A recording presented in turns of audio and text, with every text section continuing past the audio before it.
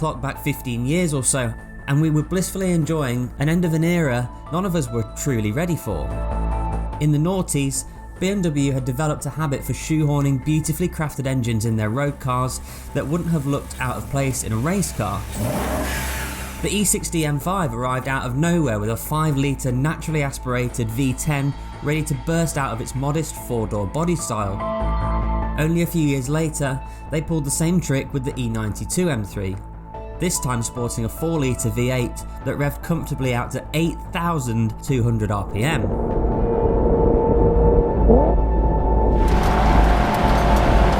Not only was the E92 the first M3 to sport a naturally aspirated V8, it was also the last. So today we're in Supercar Drivers E92 M3 competition. This is going to be the first in a content series that's celebrating some of the best naturally aspirated engines in the last 10 years or so. Hence why we're in the M3. The M3 is by no means the final swan song in beautiful naturally aspirated engines, but it really does need to be celebrated. 4-litre naturally aspirated, about 414 horsepower, 400 newton meters of torque. The performance figures by today's standards are not astonishing, they're really not, but it doesn't really matter. But you know, my opinion is these days that so many cars are celebrated for, you know, having more than 700 horsepower, more than 800 horsepower, sometimes more than 1,000 horsepower now. Let's be honest, can you use that anywhere? A car like the M3, with its, by today's standard, modest power output and performance figures, it's arguably one of the most deployable cars you could buy.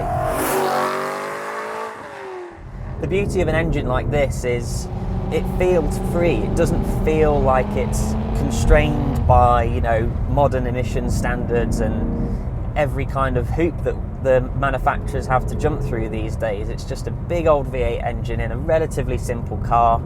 The difference with this car, it has a manual gearbox.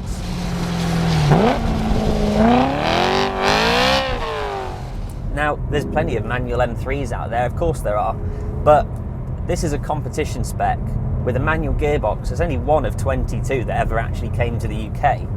So it's quite special in that regard. So why have we chosen this particular car and this particular engine? There's a lot to say about it, to be honest with you.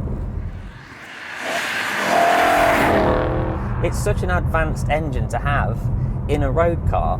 How many V8s do you know that rev to over 8,000 RPM?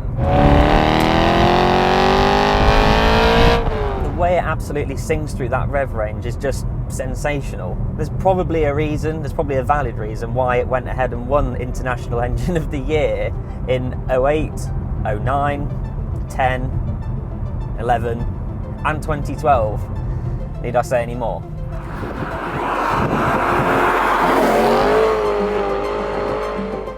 Even at low revs, the tones and bellows it delivers are a result of a beautifully designed plenum which produces that distinctive induction noise.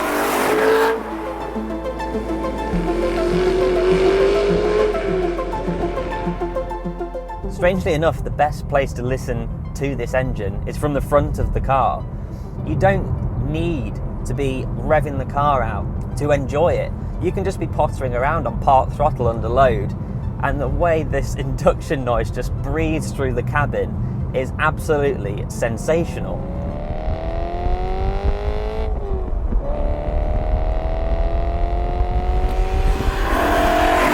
The main focus of this film series is about the engines, of course, but we have to talk a little bit about the driving dynamics. What separates the competition from the standard car is not so much to do with the engine, actually. It's largely to do with the suspension. So you get the CSL style wheels, they look fantastic on this car.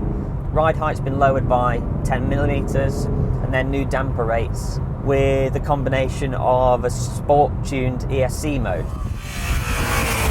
It's got a huge amount of traction, this. It has a mechanical limited slip differential on the rear axle, and you know, fairly big tyres, but it's got a lot of power. You'd expect that to be a bit of a handful. I find myself actually working quite hard to get the thing upset. The steering feels brilliant. We've got the hydraulic assisted steering, which you don't see on any cars these days. Front axle's so strong on this competition spec, it really is. You turn in, it turns in really quite aggressively actually. You think, okay, rear axle shouldn't be able to keep up with that, but it does, it's quite remarkable. Heel and towing on the downshift, that's what it's all about. Even the pedal layout, it's set up perfectly for heeling and towing. I absolutely love that. You can just imagine the BMW engineers developing this thing some 10-15 years ago. They must have had an absolute blast. This is just driving in its simplest form, it really is. I'm working hard, all my inputs are being rewarded, good or bad.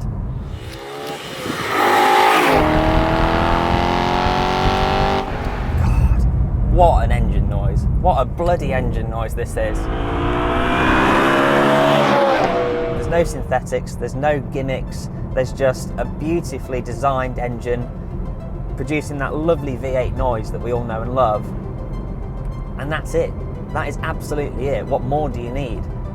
Surely 95% of the character of the car is born out of its powertrain.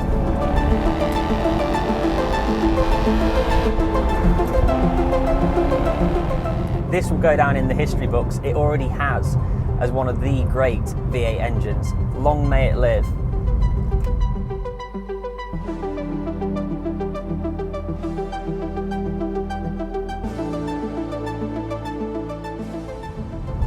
We've got some other cars coming to you in this content series celebrating these naturally aspirated engines, but I think this was a really, really nice natural start to this series in the E92 M3. Now I'm going to have to hand over to my good friend and colleague Jonty, who's driving another naturally aspirated V8.